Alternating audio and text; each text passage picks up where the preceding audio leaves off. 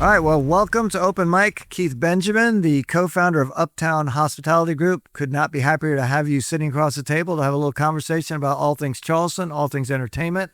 So welcome. Thank you. It's a pleasure to be here. Thanks, Mike. Good, awesome. All right, so talk to us a little bit about Uptown Hospitality Group, what y'all do, and then we'll sort of roll into the scene of Charleston. Yeah, we started back in 2018, moving down from New York City, which I think, maybe back then and perhaps still is a 4-letter word around here. But, we were accepted and did our due diligence and kind of pounded the pavement, right? And did kind of everything we needed to do to ingratiate ourselves in the community. And that was before we opened in 2018. I made it my mission to get to know as many people down here that truly make a difference. And then when we opened the doors in April of 2018, it was kind of gangbusters right away at Uptown Social, right?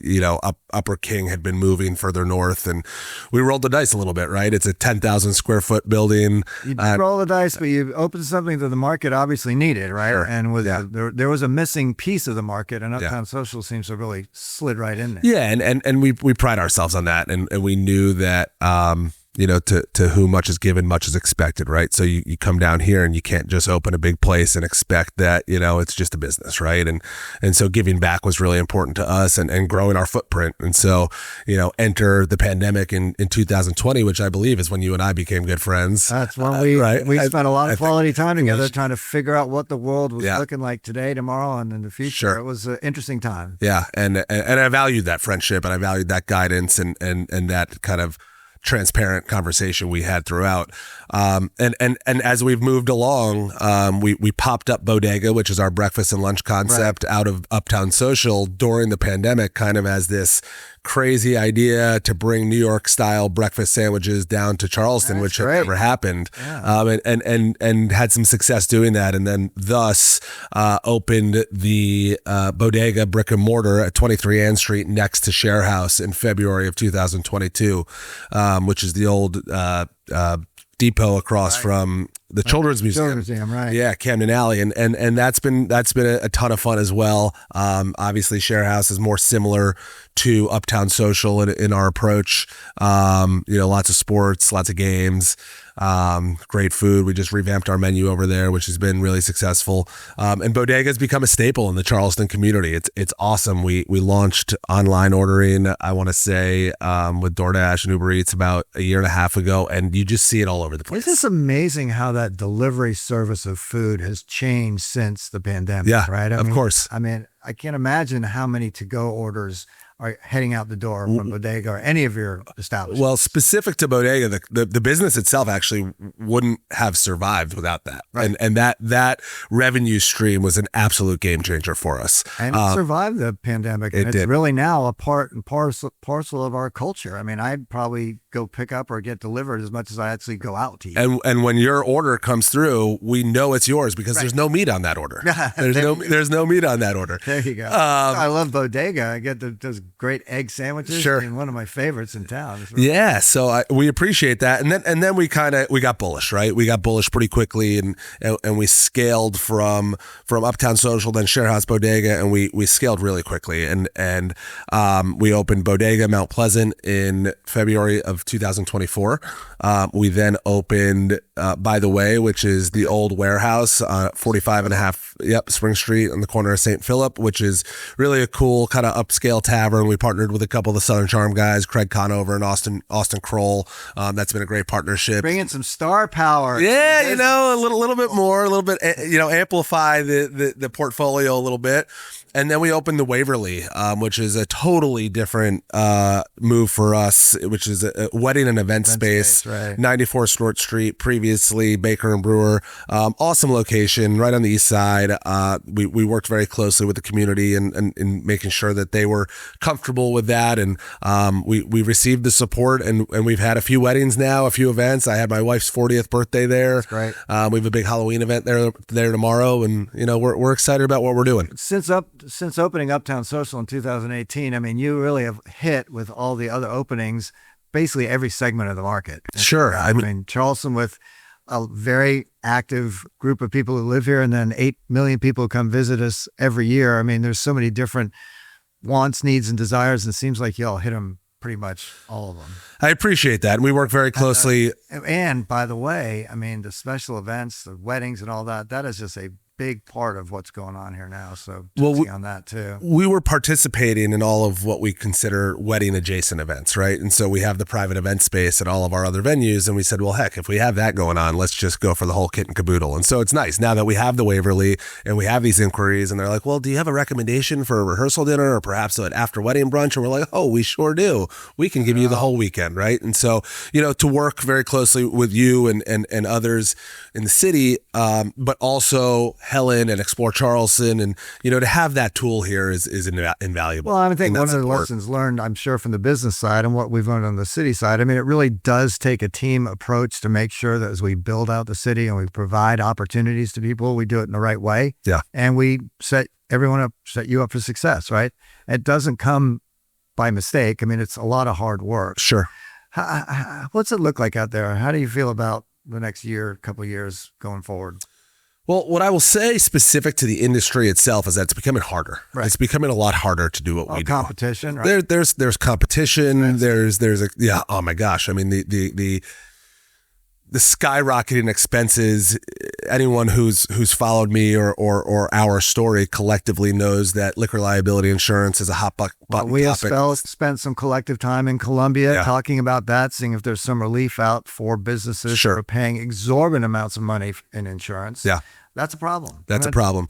And then you look at rents, right? Rents are not what they were. Cost of goods sold has just skyrocketed. And so it's becoming more difficult to do what we do, no matter whether it's in Charleston, which is obviously the most, incredible city in the world, I would argue, or New York City, where we came from, or anywhere in between, right? It's just the headwinds continue to build.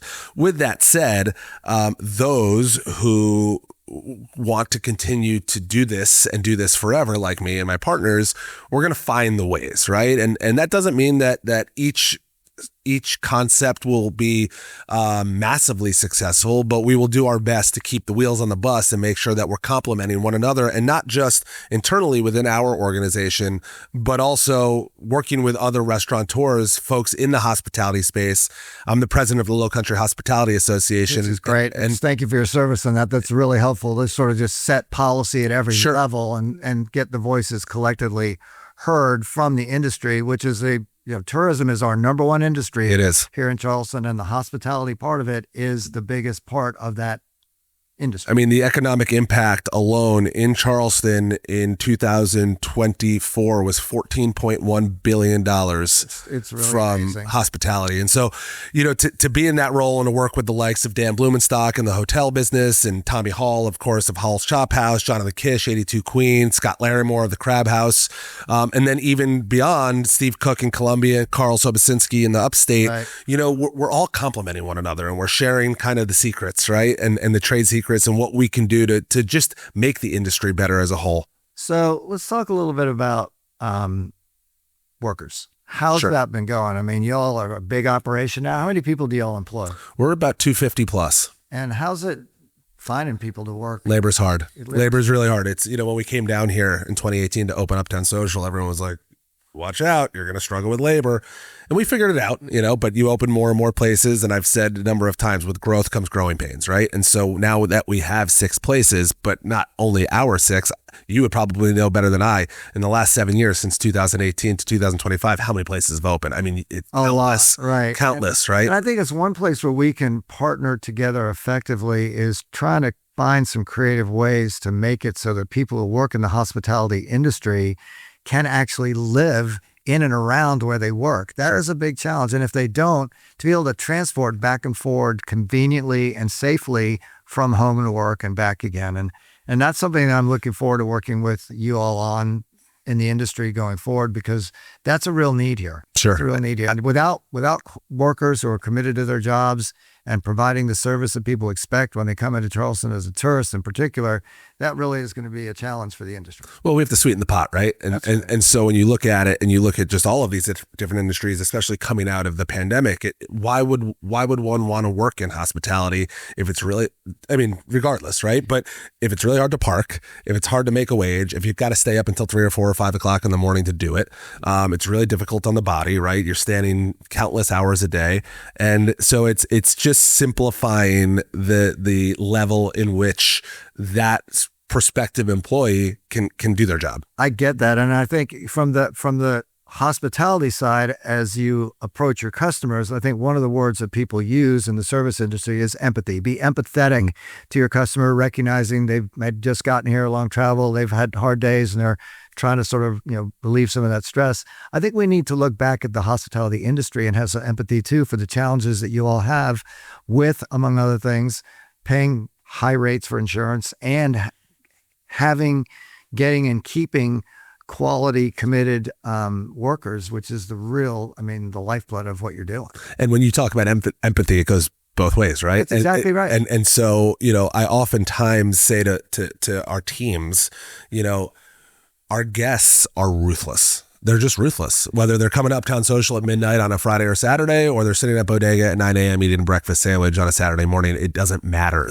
You get one shot at this thing, right? And if you mess it up, they're likely going to tout themselves as the next big food reviewer and food critic, right? And they're going to go on whatever, platform they decide to write some sort of scathing XYZ review, right? Or if it goes really well, then you might be the beneficiary of a great review. However, at the end of the day, you just got to put out an A+ product every time. Every time. And there's the margin for error is minuscule. Every time you approach that table, whatever you're delivering, it needs to be the best you've ever done. Yeah. Right? And that's a challenge. And in today's day and age where it's instant feedback, instant third-party access to your experience, it's really it is a constant battle. And I tell our employees all the time, I say, listen, you have to leave whatever you have going on outside of these 4 walls at the door, period. And just imagine that, right? You're dealing with all of these different things outside of work.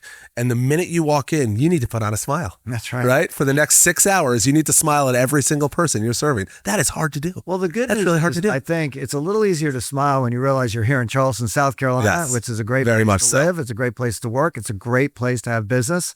But again, as this conversation has shown, it's not without its challenges that we have to address every single day collectively and together to make sure that we're supportive of our community and the people who have invested in it. So, absolutely. For you and your team, what you've done here in just really a short period of time relatively has been amazing. Thank you. What you've put out in terms of the products really, I think, are second to none across the board. I appreciate that. Really given the opportunities to people to succeed. That's all being a part of what we do. So thank you. Of course. And what I will say is that we can't do that without collaboration, right? And whether that's you or Ross Appel or Kevin Sheely or countless other folks that have either sat in council, Marie Del Chapo, who's no longer on city council, but she was great to work with, and Mayor Cogswell and his team, it's a two-way street, right? And we can't do what we do. We can't be successful. Chief Walker, previously Chief Reynolds, that sort of collaboration, that sort of transparency, that sort of ability to speak to the people that make really important decisions is the key to us having success. And that's what goes into making a city like Charleston what it is, right? There's a reason people want to come here, and it's because we work hard at it every single day to make it the best place it can be. Absolutely. So, well, Keith, thanks a lot for being on Open Mic. Pleasure. I have plenty of time to talk in the future, and I look forward to sitting down over a cold drink and some food and seeing what's coming next in Charleston. Thanks, Mike. Awesome. Thank you.